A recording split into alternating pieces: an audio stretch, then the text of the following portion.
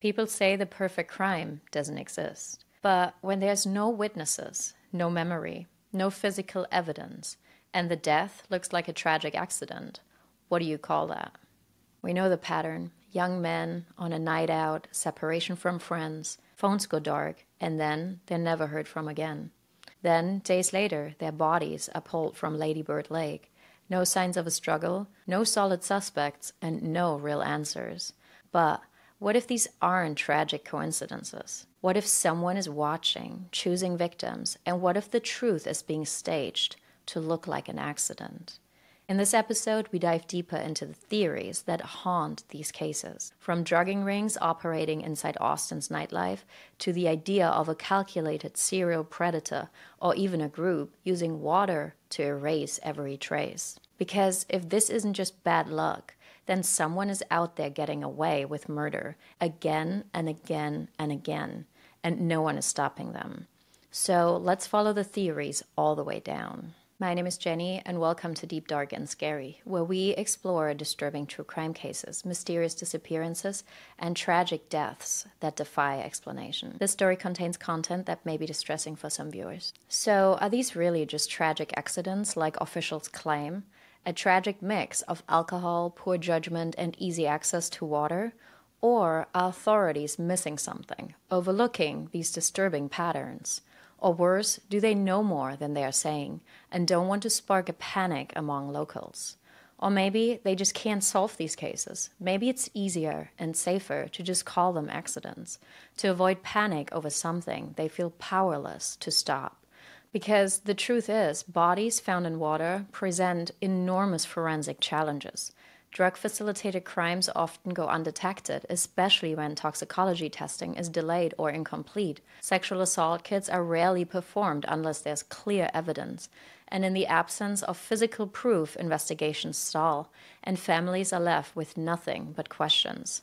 Let's go deeper into the theories, the patterns, and the disturbing possibilities that continue to surround Lady Bird Lake, and the very real systemic blind spots that may be helping someone or a group to get away with murder. So let's jump right in. Theory number 1 is organized crime and drugging-robbery operations in Austin's nightlife scene. The sheer amount of stories coming out of Austin suggests this isn't just a rumor. Something is happening, and it's happening quite often, all over the country in major cities.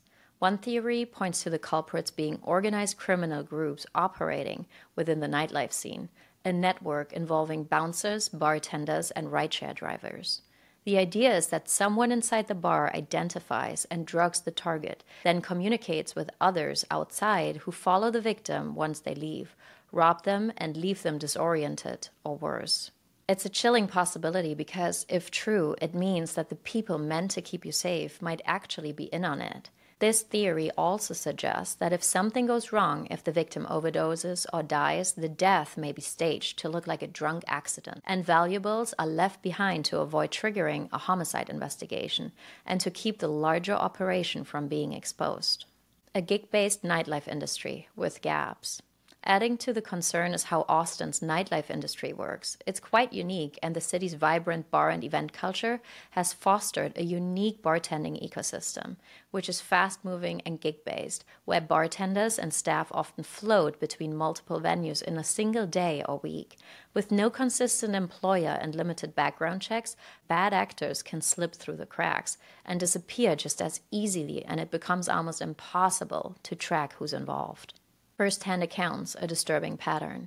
Alongside official police reports, there's a flood of eerily similar first-hand accounts, many shared on Reddit forums, YouTube comments, and local threads, all centered around downtown Austin's nightlife, stories that together paint a deeply disturbing picture. People describe suddenly blacking out, feeling unusually disoriented after just 1 or 2 drinks, or waking up without any memory of how they got home. Many believe they were drugged without realizing it. In some cases, multiple people have reported being drugged in the same night, the same group or venue. Others have connected the next day because they woke up with someone else's phone in their hand. This doesn't sound random. It sounds coordinated and deliberate, and possibly happening in plain sight. Some of the victims wake up in their own beds to discover phones and wallets missing, bank accounts drained, unauthorized Zelle or Venmo transfers to unknown accounts, and purchases at 7-Eleven, Walmart, and other easy cash-out locations. Police reports have also linked some of these incidents to rideshare scams, where criminals pose as rideshare drivers, pick up intoxicated or drugged individuals, and rob them once they are inside the car. A lack of action, and why? Despite the volume of reports, suspected druggings are often dismissed and deprioritized by police who say there's little they can do without physical evidence, especially when drugs leave the system quickly and victims don't even remember what happened. But druggings are violent crimes with potentially life-threatening consequences. In fact, recent cases from New York have proven just how deadly they can be. 3 men were convicted just last month after dumping and robbing multiple victims, some of whom died, leading to murder convictions and exposing an organized criminal ring operating in nightlife settings. Why are most victims men? While women are often linked to drink spiking in other types of assault cases, men are disproportionately targeted in robbery-related druggings. Men may be more vulnerable because they are less likely to suspect they are at risk, are seen as lucrative financial targets, and often don't report the crime due to shame, confusion, memory gaps, or the fear of not being believed. Also, physically overpowering fit young men is difficult unless they are drugged. When there's no memory, no evidence, and no witnesses.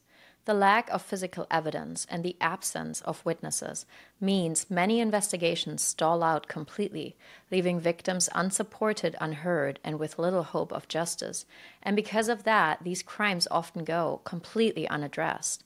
The people behind them, if they exist, continue to operate unchecked and in the shadows. People say the perfect crime doesn't exist.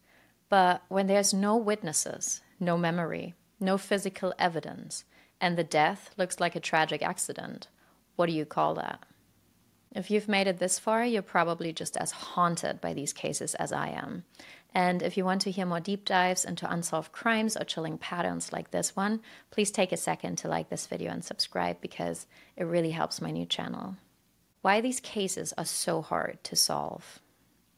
If something darker really is happening around Lady Bird Lake, then why haven't police solved these cases? The truth is, there are a number of real-world investigative barriers that make these cases incredibly difficult to solve. One of the biggest challenges, forensic limitations. Forensic and toxicology failures. What not many people know is that when a body is found in water, a coroner rules death by drowning by a process of elimination and exclusion. In a drowning death, there's no single definitive marker that proves drowning on its own. So forensic pathologists must rule out all other plausible causes of death first. Only when no clear cause of death is found, no significant injuries, no witness accounts, and no toxicology findings pointing elsewhere, medical examiners may rule the death as drowning by default, particularly if the body was recovered from water and there's no evidence to support another explanation, which is just something not a lot of people know. And when I heard this for the first time, I was shocked. I mean, you would think a drowning is a clear-cut case, but that is not the case, apparently at all. And once the cause of death is determined, the manner of death is classified as either natural, accidental, homicide, suicide, or undetermined. And in drowning cases, it's most often ruled an accident, unless there's clear evidence of foul play or intentional harm. In drowning deaths, it's also up to the medical examiner to decide whether a full autopsy is needed, or if only an external examination will be performed. And in Texas, according to their annual reports, partial autopsies are not performed at all. That means it's either all or nothing, and often the full scope of testing isn't pursued. Toxicology also plays a huge role here. Standard panels test for common substances like alcohol, opioids, THC, methamphetamines, and a handful of prescription drugs. But coroners do not routinely screen for so-called date rape drugs and sedatives, unless there's a specific reason or suspicion to suspect it, or someone specifically requests it. This comes down to cost, time, and procedures. Date rape drugs like GHB and Rohypnol typically take effect within 10 to 30 minutes, depending on the dose, with peak effects occurring between 30 minutes and 2 hours. Their effects can last anywhere from 3 to 6 hours for GHB and 8 to 12 hours for Rohypnol, and include symptoms such as euphoria, relaxation, and reduced inhibitions, but also severe confusion, dizziness, nausea, slowed reflexes, impaired coordination, vomiting, memory loss, complete loss of consciousness, and in some cases, respiratory failure and death. These drugs leave the system extremely fast, making them nearly undetectable, and even in survivors who delay or avoid seeking medical attention right away after being drugged. GHB vanishes from blood in 4 to 6 hours and from urine in under 12. And if someone under the influence of these drugs ends up in the water, whether by accident or intent, and is found a day later or days later, the window to detect what really happened narrows fast, and even a full screen will come back negative. And with no toxicology evidence, many of these cases are defaulted to accidental drownings, even if something more sinister did happen. Which brings us to the next challenge investigators face: how water destroys evidence. Water is a uniquely destructive force when it comes to that. Unlike a land crime scene, where time, temperature, and insects affect decomposition differently, water erases clues fast and efficiently. It also affects a body on a very specific and predictable timeline, where on land, for example, you have way more variables like humidity, temperature, and other factors that influence decomposition. In water, those variables are reduced and the process is more uniform. This makes it very predictable in estimating the time a body went into the water, but it also means that forensic clues to what happened disappear in a more systematic way, especially after 24 to 48 hours. Here's what happens when a body is submerged in water.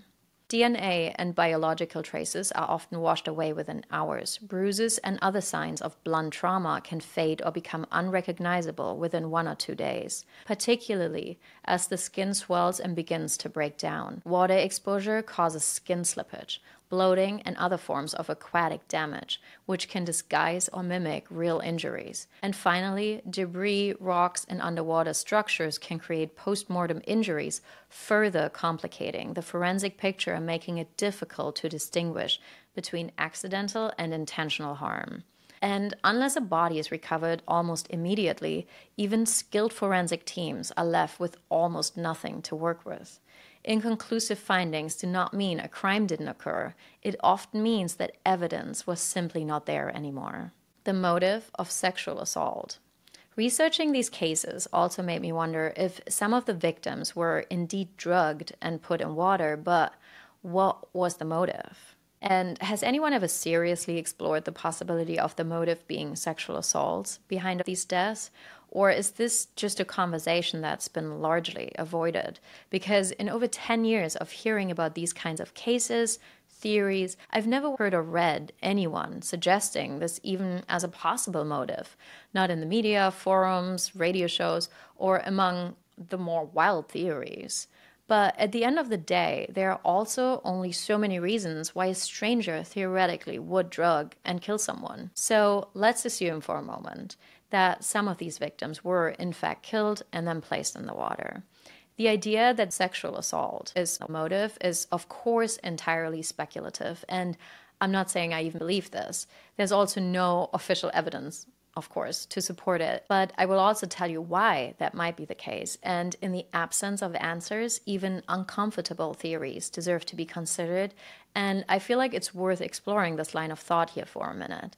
Even if it's only to follow the logic to its end and ask the uncomfortable questions others haven't. So I dug a little deeper into this, and sexual assault kits, also called SAKs, are, as toxicology tests for date rape drugs, rarely performed by default during autopsies, which is also something that honestly shocked me when I heard it for the first time. They are typically only ordered when there are clear indicators of that type of assault, such as visible trauma, a known witness account, or a specific request from law enforcement or the victim's family. They are also rarely ever performed on males and tend to focus on female victims. So, that this theory never came up could be a mix of factors: social stigma, significant underreporting by male victims, a public more willing to talk about serial killers than male on male violence in that sense, and systemic bias in investigations that could leave the possibility of incapacitating drugs or sexual assault when the victim is male completely overlooked. And this led me straight to my next question. Can you detect sexual assault after a body is recovered from water? And it's probably one of the most sensitive questions in forensic investigations, whether a victim found may have been sexually assaulted before death. And I unfortunately found out that it's incredibly difficult to determine. The evidence for those types of assaults is almost always lost when a body has been submerged in water, because water destroys forensic evidence faster than almost any other environment.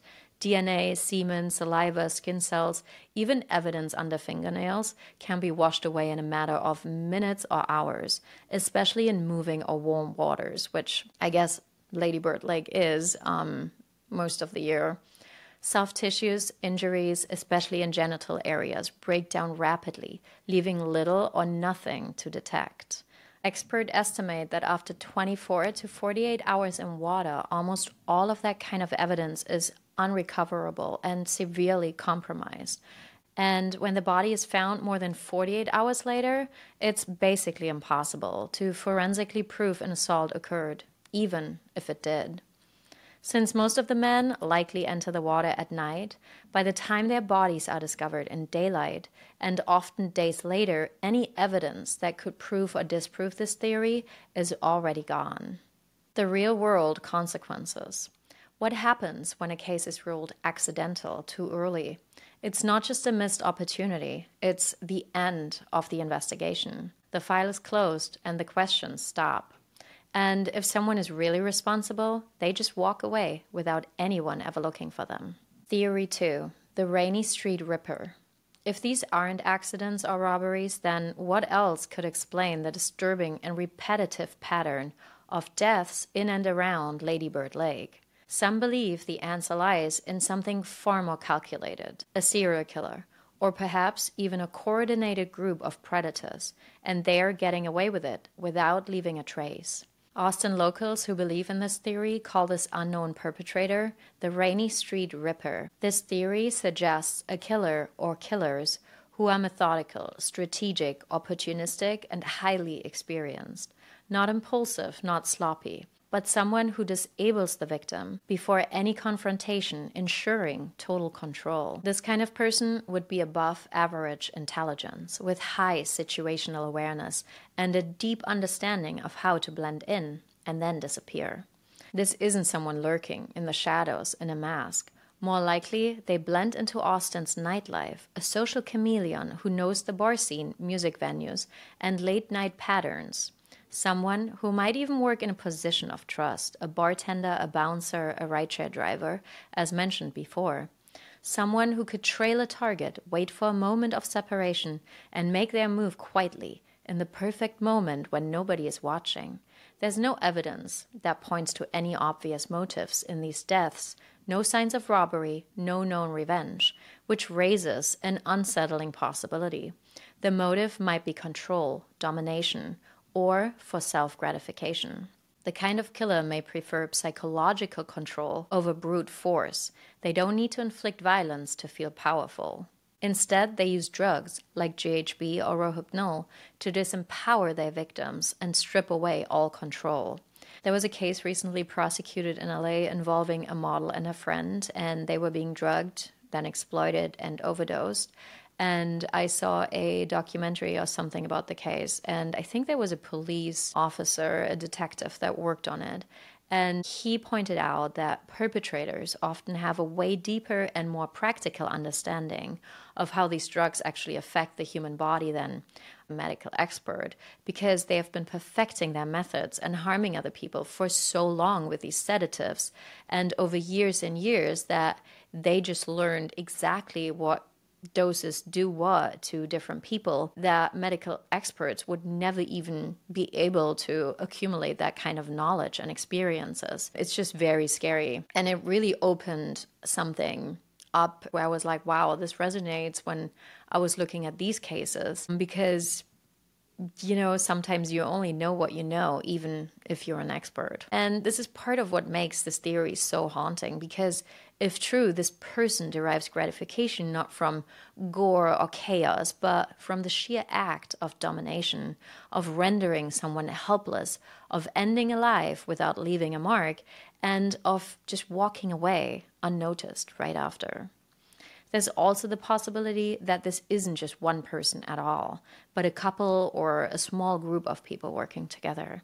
One person might take on the disarming role, earning trust. Maybe it's even a woman talking to these guys out at night, while the other handles the more physical aspects, the drugging, the relocating, or detaining the victim, maybe temporarily in a car, alley, or private property, before eventually placing the body in the lake. Lady Bird Lake offers near perfect conditions for someone trying to cover their tracks. The water destroys forensic evidence. Accidental drowning is a plausible conclusion, and there are known access points with low visibility, poor lighting, and little to no surveillance. A predator could easily exploit these environmental factors. The darkness, isolation, intoxicated victims, and gaps in security or patrol routes. With intimate knowledge of the terrain and the ability to blend into Austin's nightlife, they could use the city's own layout and its blind spots to their advantage. Some even believe this could be a network operating across multiple cities, targeting similar victim profiles and using water as a disposal method to erase forensic evidence. If so, it would explain the eerie similarities in other cities with cases just like these, and why foul play seems unprovable, yet the patterns keep repeating. What's even more disturbing, a killer like this might not be doing it out of rage or revenge, but for the thrill, the high of getting away with it in a crowded city right under the nose of law enforcement and hundreds of thousands of people having drinks and fun at night. A narcissist, a manipulator, someone who believes they are smarter than the system and everyone else, and enjoys the game of never being caught. And if that's true, then some of the bodies pulled from Lady Bird Lake aren't just tragedies. It's a message that he's still out there. Theory 3, the smiley face killers. Others compare the cases to the smiley face killers, a long-running theory that suggests multiple coordinated killers operating across cities and even state lines. This theory began in 1997 when retired NYPD homicide detective Kevin Gannon started investigating a suspicious drowning at the request of grieving parents. He and fellow NYPD detective Anthony Duarte at some point teamed up with Dr. Lee Gilbertson, a professor of criminal justice and expert in gang behavior, to look into what they believed were linked homicides, not tragic accidents. They called the group the Smiley Face Killers, named after smiley face graffiti allegedly found near locations where victims' bodies were recovered. Their investigation focused on the exact same, specific victim profile we've been discussing. Gannon and his team believed they were organized murders disguised as accidents. And they weren't alone. Numerous victims' families agreed, and even in the Lady Bird Lake, numerous families and friends of the victims agree with this theory that someone is out there and staging these deaths. I first heard about this theory over a decade ago in a Coast to Coast AM interview. And I've also been following David Paulides' Missing 411, which covers strange missing cases in national parks. And in his 2015 book, A Sobering Coincidence, Paulides actually picked up these kinds of cases that echo Gannon's concerns, but he also adds new bizarre patterns of victims being seen on surveillance footage walking in the opposite directions to where they're supposed to go. Like, for example, they say to their friends, "Oh, I'm going home now," and they leave the place, but they actually walk into the opposite direction than their home is at. It's very strange. Then he also adds that canines are not able to pick up a scent when they're searching for these people. And more chillingly, some bodies are recovered from areas that had already been thoroughly searched multiple times. And this obviously suggests that the deceased was placed back there.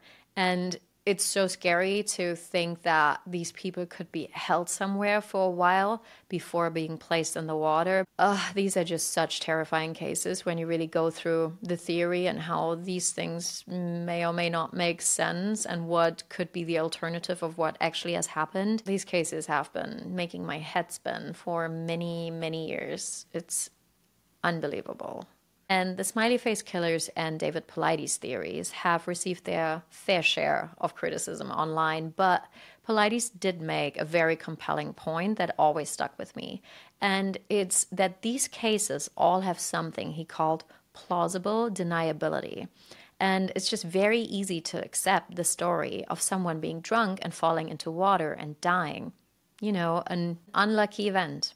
And it's a safe place the mind can go to. Because of that, these cases are often pushed aside and unfortunately not further investigated. Beyond Austin, Chicago, and Manchester in the UK, the pattern of unexplained drownings isn't confined to Austin. In Chicago, since early 2022, at least 16 bodies, 10 men and 6 women, have been recovered from the Chicago River and Lake Michigan.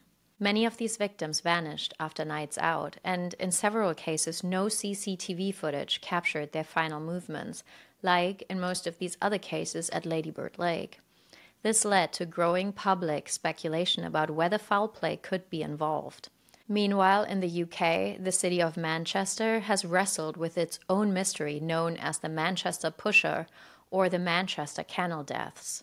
Since 2007, more than 85 bodies, mostly young men, have been pulled from the city's canals. Authorities often attribute these deaths to alcohol and accidents, but the lack of witnesses, CCTV footage, the repetition of the same odd circumstances, and the demographics of the victims have led many locals there to suspect a serial offender that may be operating undetected. These cases marked by the same eerie similarities, unexplained drownings, and one last time, young men vanishing on a night out and get separated from their friends, may highlight just how difficult it seems to be for authorities around the world to distinguish tragic accidents from potential and calculated crimes. Staged deaths, the case of Stephen Port.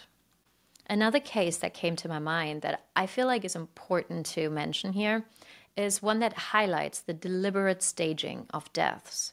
We often hear about someone killing a partner or friend and making it look like an accident or suicide, and usually that doesn't work really well.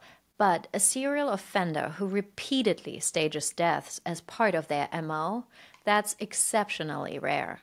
Or so we think. And maybe part of the reason it is so rare is because the ones who do it will almost always get away with it. That brings us to the case of Stephen Port.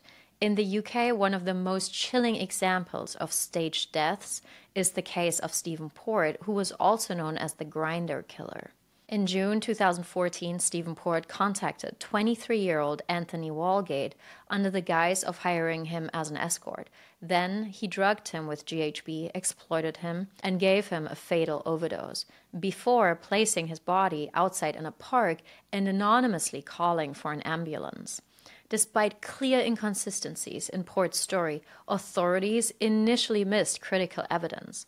He was only convicted of perverting the course of justice, allowing him to walk free and go on to murder 3 more men between August 2014 and September 2015. In total, that we know of, Port drugged and murdered 4 young men using GHB, then staged their bodies to appear as accidental overdoses or suicides. He left them outside in public areas near his home in East London, sometimes even propping them up to make it seem like they pass out on their own and planting fake suicide notes to mislead investigators. What's disturbing is how long this deception worked. Police initially ruled the deaths as non-suspicious and self-inflicted, until patterns emerged and Port was finally caught. The similarities to some of the Lady Bird Lake cases are hard to ignore. Young men, drugged, no signs of violence, and deaths ruled accidental, despite suspicious circumstances. And if someone here were doing the same, it would explain why the scene looks like a tragic misstep. This case is a haunting reminder that staged deaths can slip past authorities more than once, and that even obvious red flags can be missed when patterns are ignored and cases are not ever even looked at as potentially connected. And it raises a chilling question. How many other deaths have been dismissed too quickly, written off as accidents, when something much more sinister was going on? To me, it seems like these circumstances and patterns are just too bizarre to, in good conscience, brush them all off as unfortunate events. While I'm sure some, or maybe even a majority of these people found in the lake died truly by accident or some other unconnected circumstance, some of these deaths seem oddly connected, and I feel like they really deserve a deeper investigation, and especially an open mind should be kept. And when you really listen or read hundreds and hundreds of these exact same cases, it just doesn't make any sense. The patterns, the eerie similarities, the lack of evidence, and just the growing list of unanswered questions. It's not like this is happening in every city or town where a lot of young men drink and there's a party nightlife scene close to waterways, a river, or the beach. It's just weird how these bizarre cases congregate in certain cities around the world, but not in all other cities or even in some other cities. It's just very few weird spots that this is happening at. So unsettling. So what do you think is going on in Austin? Please let me know in the comments. And if you made it this far, thank you so much for watching. If you found this episode compelling, please share, subscribe, and help keep these conversations alive. And whether you lean towards the idea of organized crime rings or a lone calculated predator blending into the nightlife, one thing is clear. These deaths are not being taken seriously enough. And this leaves the door wide open for it to happen again. And honestly, it's going to happen again if nothing is done. If you have a theory, a tip, or just something you have seen or heard, I want to hear about it, because this has just been going on for way too long. And the truth is, someone always knows something. And silence only protects the people who are getting away with it. So stay safe out there, and until next time.